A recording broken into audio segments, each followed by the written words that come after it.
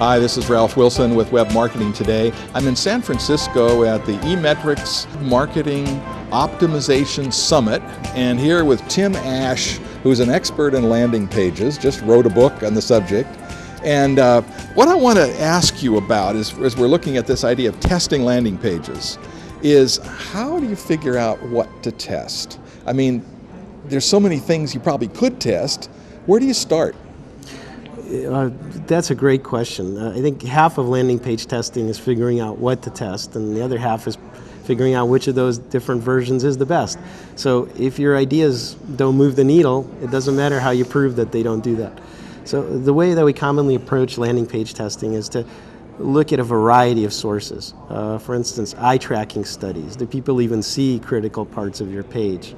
Usability reviews, sit some users down, have them do the task you're trying to get them to do, and have them talk out loud and see if they're fumbling around or what their problems are. Your site search is another great way to do that. If people are typing in something into your search box, that means they didn't find it on your site. It can often tell you what content to promote to make more visible and to I think there's a way to dig into that with Google Analytics. I know there are with some of the other analytics packages to figure out what people are typing into your own site search. Yeah, you can actually use Google's and a number of other companies' free search on your site and just plug it in. But it'll give you very detailed reports about it. That's very interesting. Yeah, and now, eye tracking is pretty sophisticated stuff for small to medium businesses. Are there any kind of shortcuts to that? Sure. Yeah, one great one is customer service reps. I mean, these are people that are having to deal with problems all day long, and you think of them as a cost center and try to keep the cost of that as low as possible. Well, use them as a resource. Have them categorize common types of problems that people talk to them about, and you'll get a very quick idea of what's working and what's not on your site. Now, Web Analytics can help you with a lot figuring out what to test. What kinds of things can you find out from Web Analytics in this? Well, the Web Analytics is a gold mine, really. It tells you all kinds of things. For instance, if you know your common audience browser widths, you can design the experience for certain kinds of browsers, or make sure that people with very wide monitors don't see a really messed up version because you stretched it out and changed the proportions of everything. You can also tell what countries they're coming from, maybe have content in other languages if that's appropriate, or geographies. You can devote something more to people that are commonly coming to your site and have extra localized content just for them.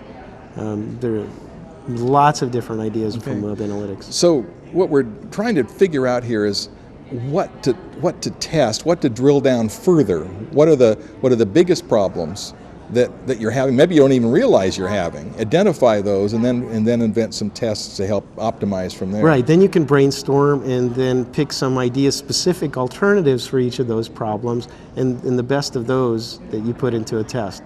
I remember coming to one of these conferences a few years ago where a company which will not be named had some system of generating, thousands of different tests randomly on your site, and from throwing all this into the hopper come out with the best possible configuration. And I thought it was hooey then, and it obviously is hooey. Yeah. The key is figuring out what to test. Right, and if you don't have stuff that's important and changes your conversion rate, it doesn't matter how you analyze that data. Yeah. So you can't take smart people out of the equation. And the other thing smart people do is not only what to test, but what creative ideas to introduce into the test. Well, if this might work, but this might work better, and this might work, and these are people that have had some experience. That's right. So what we've talked about is identifying problems with your website, or as we always say, your baby is ugly. But then the important thing is, how do you brainstorm alternative ideas? Right. What's better than what you have? And that's where people like you come in that have had quite a bit of experience at doing this. Tell me about your business and what you do. Sure. We basically do two things. We run landing page tests if you have enough visitors to your site to do that.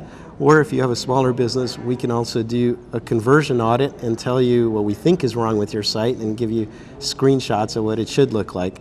Now you work on a performance basis.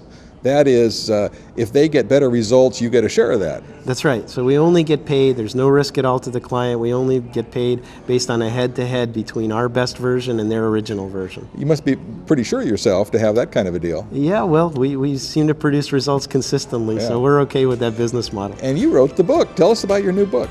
Yeah, I wrote a book called Landing Page Optimization from Wiley Press. It's doing really well. It's number 3 for e-commerce. It's a bestseller on Amazon right now. And it's available at landingpageoptimizationbook.com. All right. Thanks so much for sharing with us. My pleasure. This is Ralph Wilson with Web Marketing Today.